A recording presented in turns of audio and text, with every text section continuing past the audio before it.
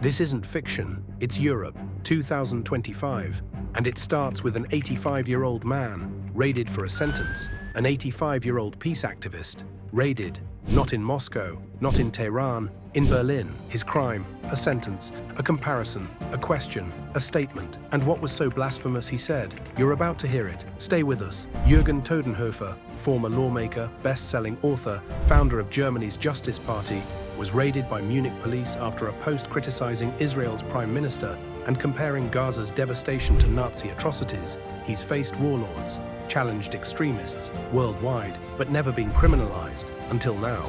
Sat home in Germany, the bastion of Europe. For decades, he's asked the hardest questions in the world's most dangerous places, from Kabul to Mosul, from ISIS to the Taliban. He walked into fire to understand, to pose a constructive challenge, to provide moral clarity. But when it came to Israel's conduct in Gaza and naming Netanyahu, the reaction was swift. In Europe, you can mock Jesus, but questioning Israel's war conduct, that's treated as blasphemy. In a country that vowed never again, asking questions is now the final taboo, and he dared to speak truth to power through his work. He confronted extremists, challenged warlords, questioned Western governments, but now for asking questions, for his words, he's being treated as a criminal in the heart of Europe. Since 2019, Germany has banned hundreds of pro-Palestinian protests, activists detained, events cancelled, even Jewish critics silenced. In August 2025, Berlin police punched Irish activist Kitty O'Brien, breaking her arm and causing lasting nerve damage. In May 2024, Berlin universities saw peaceful student protests violently dispersed, punched, choked, kicked. A 10-year-old boy was detained for carrying a Palestinian flag, homes raided, accounts frozen. The UN calls it a democratic emergency.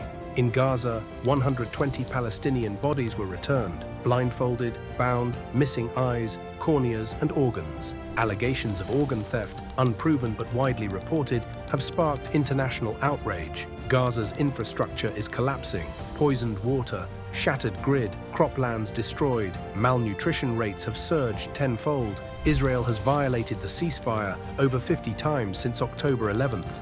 Airstrikes continue, militias clash, humanitarian aid blocked. The UN warns of irreversible damage. Gaza's recovery may be impossible without urgent and just global action. The critical Rafah crossing remains closed, insists Israel. As Israel and Hamas accuse each other of breaking the ceasefire, one fact remains undisputed.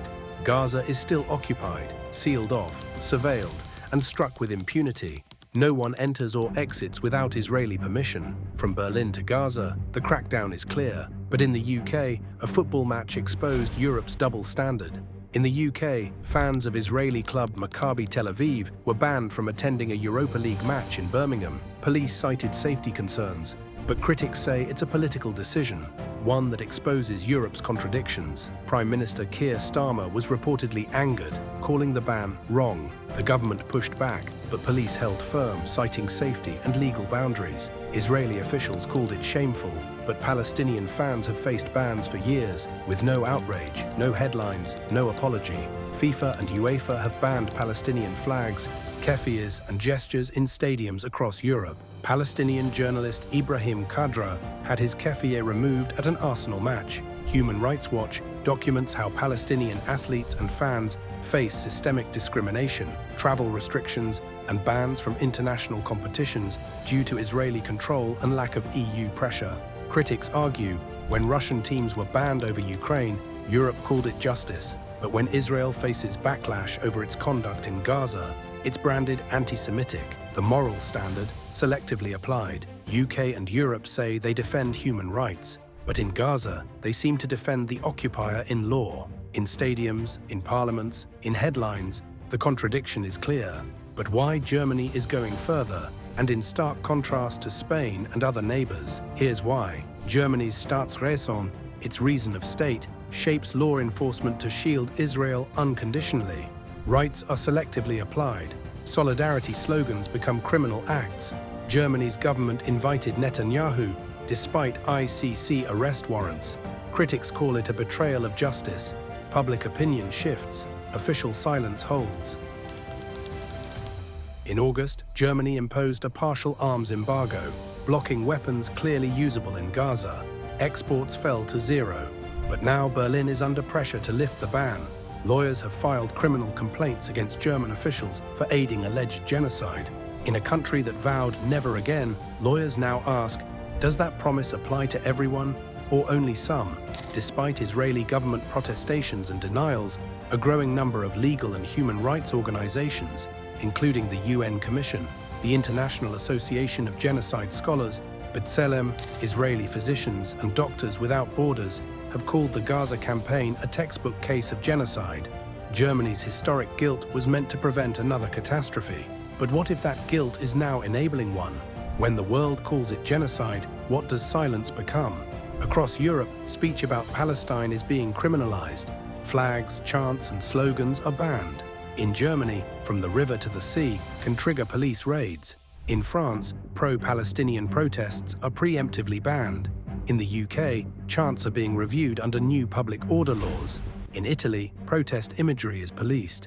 Even cultural events like Eurovision have restricted Palestinian flags. Spain stands apart, calling for accountability, suspending arms, and backing Palestine with moral clarity. Spanish Prime Minister Pedro Sanchez said, "Peace cannot mean forgetting, it cannot mean impunity." He added, "Those who have been the main actors in the genocide in Gaza must answer to justice." He went further, announcing 9 measures to support Palestine, including legal action, humanitarian aid, and diplomatic pressure. Governments say they're protecting public order, but critics warn, when solidarity becomes a crime, democracy is in danger. Legal scholars call it selective constitutionalism, where rights apply to some but not others. Support for Ukraine is celebrated. Solidarity with Palestine is criminalized. In a continent built on memory and rights, the question echoes. What happens when truth becomes taboo? When silence is safer than solidarity? What does it cost to stay silent? Not just politically, but emotionally, morally, historically. Germany's promise of never again was meant to protect the vulnerable. Britain's legacy of empire was meant to teach restraint. But today, those promises feel conditional. The Balfour Declaration once promised a homeland, without asking who already lived there. Lawyers file complaints, scholars issue warnings, survivors speak out, but the machinery of silence rolls on. And for many, speaking up feels dangerous, not because it's wrong, but because it's taboo. In the UK, recognition of Palestine brought diplomatic weight, but solidarity still risks criminalization. History will ask, who spoke? Who stayed silent? We make the best weapons in the world, and we've got a lot of them, and we've given a lot to Israel, frankly. You used them well. It also takes people that know how to use them, and you obviously used them very well. And who mistook guilt for permission?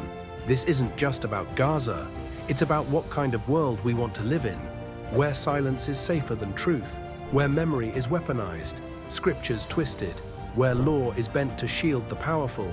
Germany has its guilt, Britain has its empire, Spain chose clarity, and the rest of us, we have a choice: to speak, to act, to remember, and to refuse silence.